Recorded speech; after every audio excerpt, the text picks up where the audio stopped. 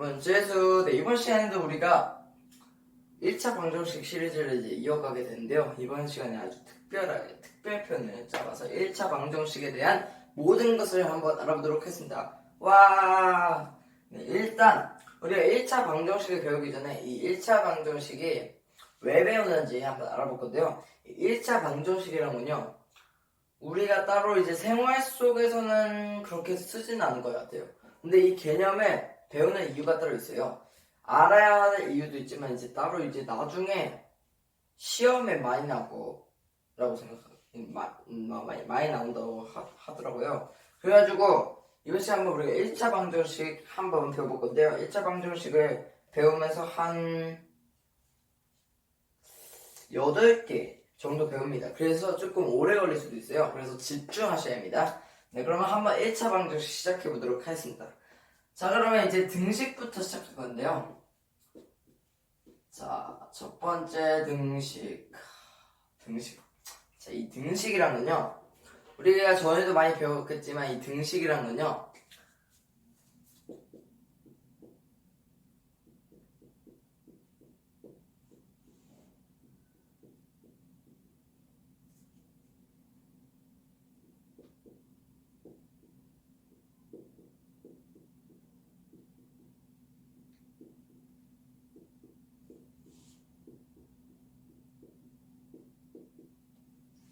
자, 그러면 한번 이번 시간에 이제 등식으로 한번 1차 방정식 시작해 볼게요.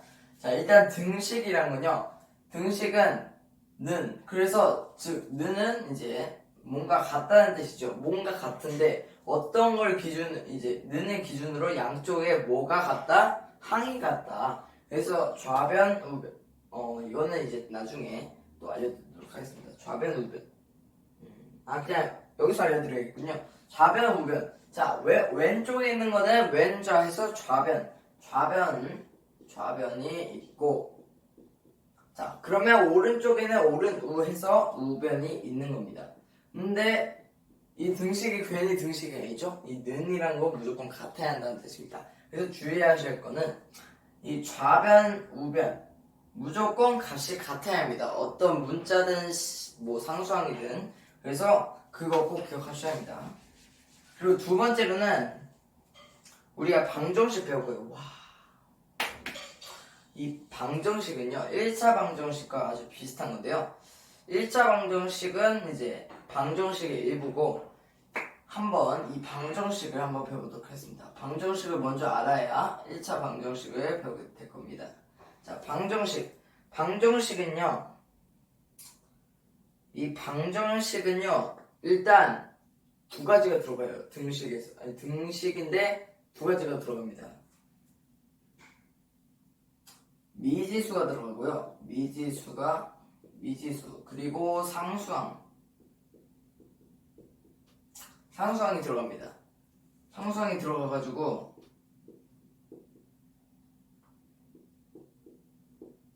그래가지고 이 방정식이랑은요, 미지수, 상수항이 들어가는 식인데요. 이 들어가는데 이 방정식이 그냥 꼭 들어가는 게 아니고, 자, 우리가 같다고 하면은 우리가 계속 약분을 할 수 있잖아요. 어떻게든 뭐 기하분수가 되든. 그래서 약분을 할 수가 있는데 이 약분을 할 때도 주의하셔야 할 게 있습니다. 자, 이 미지수랑 상수항이 나눠 떨어져야 돼요. 그래야지 참이 되고 거짓이 되고 하는 수입니다.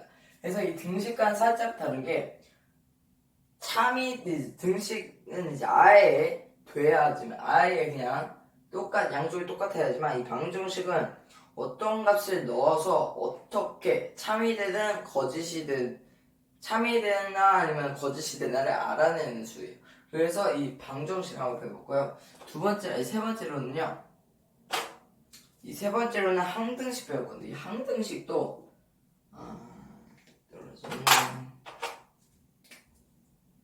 항등식도 등식이랑 비슷한 건데, 이 방정식도 비슷한 건데, 항등식은 방정식과 마찬가지로 미지수 그리고 상수항, 이 세 가지 모두 상수항과 이제 미지수가 들어가는 수인데, 이 서로 다르죠. 근데 서로 달라요. 근데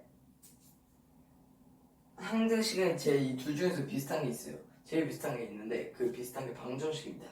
방정식 같은 경우에는 미지수 상수항이 들어가고 양쪽에 값이 참이 되든 거짓이 되든 상관이 없는 수인데 이 항등식 같은 경우에는 무조건 비슷하던데 무조건 값이 참이 돼야 돼요. 미지수 되는데 미지수도 되고 상수항도 되는데 무조건 값이 참이 돼야 합니다. 그래서 이 항등식 같은 경우에는 무조건 참이 돼야 합니다. 자, 그러면 정리해 보면은 항등식은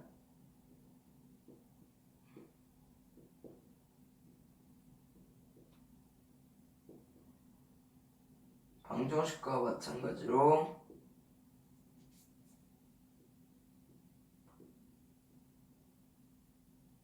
미지수와 등호를 가지고 있어요. 미지수와 등호를 가지고 있습니다.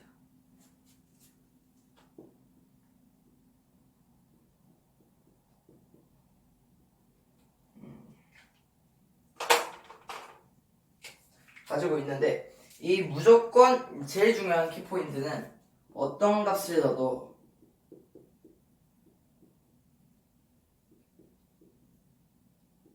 참이 됩니다. 그래서 어떤 값을 넣어도 참이 되는 식을 항등식이라고 합니다. 이 둘과 조금 다르게 무조건 값이 같아야 돼요. 값이 참이 돼야 합니다. 그리고 네 번째로 뭘 배우냐, 등식의 성질을 배우는데 이 등식의 성질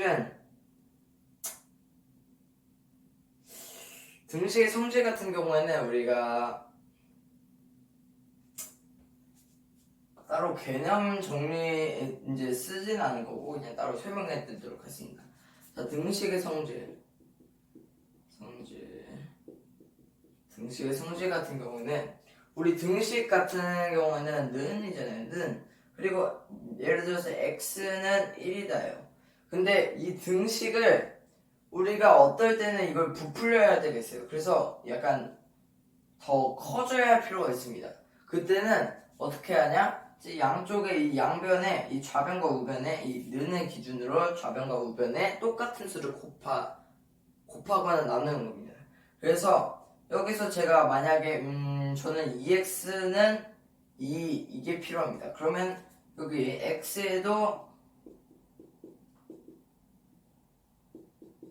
2를 곱하고 1에도 2를 곱하는, 그래서 미지수와 상수항력의 모든 걸 둘 다 곱해야 합니다. 그래서 2x는 2 이렇게 되는 겁니다. 이게 등식의 성질입니다. 부풀리거나 나눌 수가 있어요. 근데 다만 중요한 것은 같은 수를 곱해야 한다는 뜻입니다. 같은 자연수를 곱하든 분수를 곱하든 유리수를 곱하든 상관없어요. 대신 같은 수를 양변에 곱해야 한다는 거 잊지 마십시오. 그러면 여기 좀 하면은 차지하니까 여기 좀 지우고, 2항은 우리가 저번 시간에 배웠었죠. 2항을 이제 간단하게 적어볼 건데요. 2항 같은 경우는 등식의 성질을 어느 한 변에 있는 항을 옮겨 그래서 부호를 바꿔서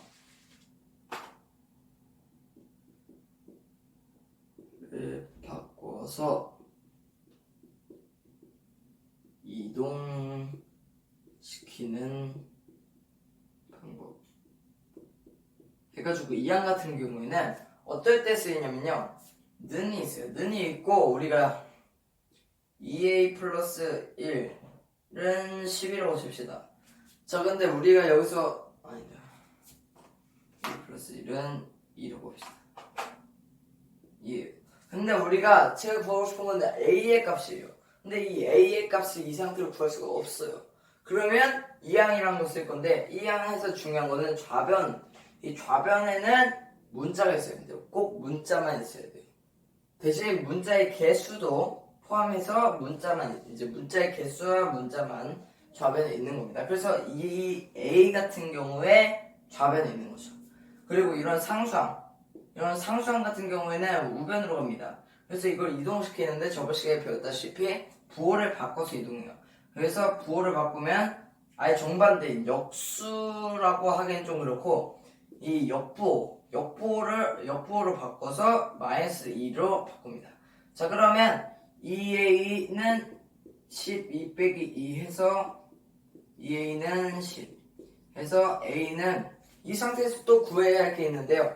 자, 여러분들 이거는 이게 뭐가 이 a를 두 번 더했더니 10이 됐어요. 자, 그러면 어떻게 할까요? 이것도 반대로 이 개수를 여기다 나눠요. 원래는 곱하는 거지만 나눕니다. 역부호로. 그래서 a는 5가 되는 겁니다. 이런 방법으로 이항을 하시면 되는 겁니다. 그리고 이제 아주 제일 중요한 1차 방정식 한번 배워볼 건데요. 1차 방정식은요.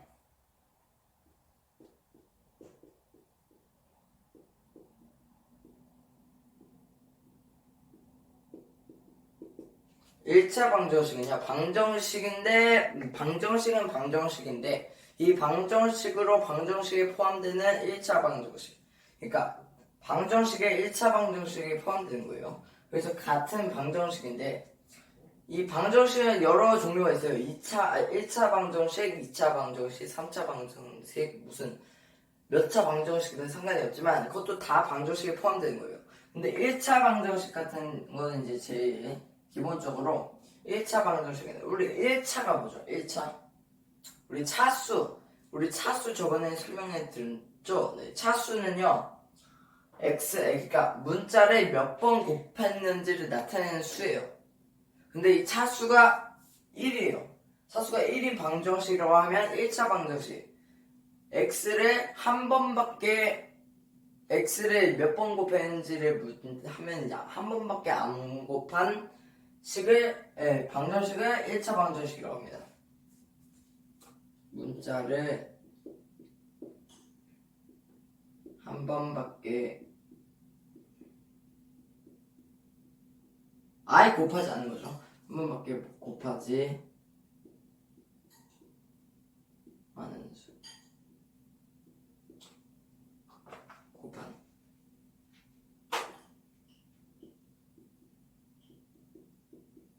이 1차 방정식 같은 경우에는 우리가 평소에 아는 2x 플러스 2는 뭐 12 이런 거죠. 그러니까 1차 방정식은 우리가 그냥 평소에 이렇게 기본적으로 알던 건데 2차 방정식 하면 어떻게 되죠? 네, x 이 문자의 차수가 2 이상이 돼요. 2가 되어야겠죠. 2차 방정식. 그래서 2차 방정식이 2가 되는데 1차 방정식 같은 경우에는 원래 여기 1이 있어야지만 1도 이제 넣으면 이제 더 복잡해지니까 수학자들은 이게 이제 복잡한 걸 싫어해요. 그래서 어떻게든 약분 이제 생략합니다. 그래서 1도 없어져요. 그래서 원래는 이렇게 놓는 게 1차 방정식입니다. 그래서 1차 방정식까지 배워보고요.